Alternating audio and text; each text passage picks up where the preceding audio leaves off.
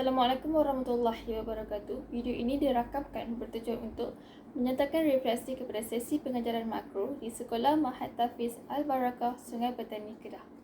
Untuk keseluruhan pengajaran makro, semua pelajar dapat kesemua objektif yang telah ditetapkan oleh saya. Pengajaran ini juga mengambil masa selama 80 minit bersamaan dengan 2 waktu PDP dan tempoh masa yang diambil adalah tidak berlebihan daripada waktu yang telah ditetapkan.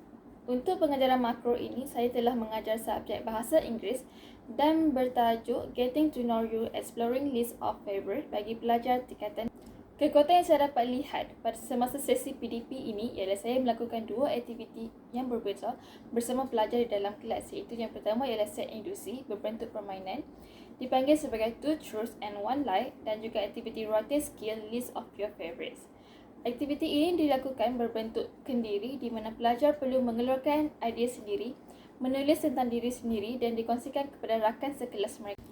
Untuk aktiviti kedua pula, pelajar akan dipilih secara rawak menggunakan batang aiskrim yang telah dituliskan number, dan guru akan memilih satu batang aiskrim yang mengandungi number dan juga akan meminta pelajar yang terpilih untuk tampil ke hadapan dan membentangkan hasil penulisan mereka. Kekuatan pada aktiviti ini ialah pelajar bebas untuk menghias lembaran kerja yang diberikan oleh guru kepada mereka menggunakan bahan-bahan yang diberikan oleh guru seperti pensel color, pen marker dan juga stiker pelbagai karakter dan sebagainya.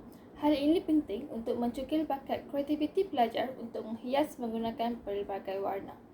Kekuatan seterusnya ialah guru menggunakan bahasa tubuh badan dengan bergerak-gerak di dalam kelas untuk memantau dan membimbing pelajar semasa mereka melakukan aktiviti di dalam kelas.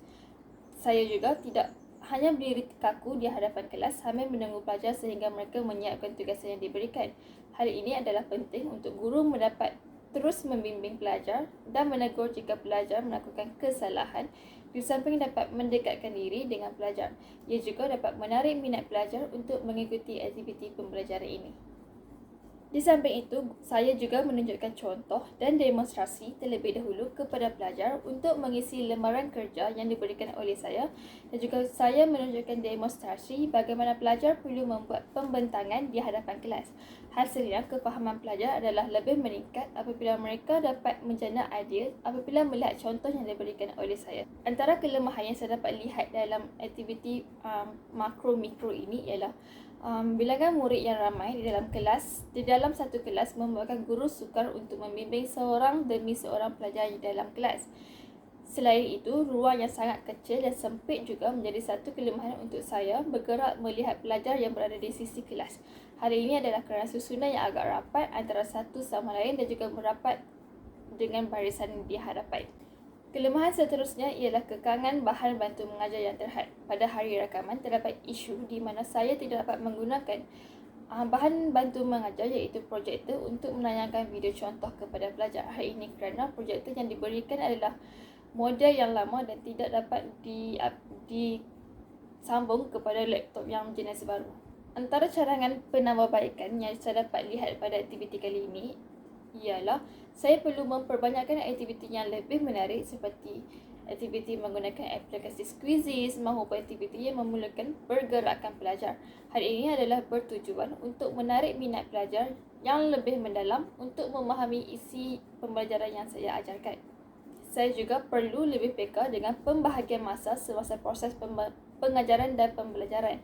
Hal ini adalah kerana saya mengalami kekangan masa untuk mengandalkan sesi soal jawab bersama pelajar di dalam kelas. Kesimpulannya, dalam sesi pengajaran dan pembelajaran yang saya lakukan di sekolah ini, ianya adalah dapat memberikan pengalaman yang baik kepada saya, di mana saya sebagai seorang guru dapat berkongsi pengalaman dengan pelajar dan dapat melakukan aktiviti pembelajaran dengan pelajar. Dan ianya memberikan pengalaman yang sangat baik kepada saya, di mana ia merupakan kelas pertama saya mengajar pelajar lelaki yang ramai di dalam kelas tanpa pelajar perempuan.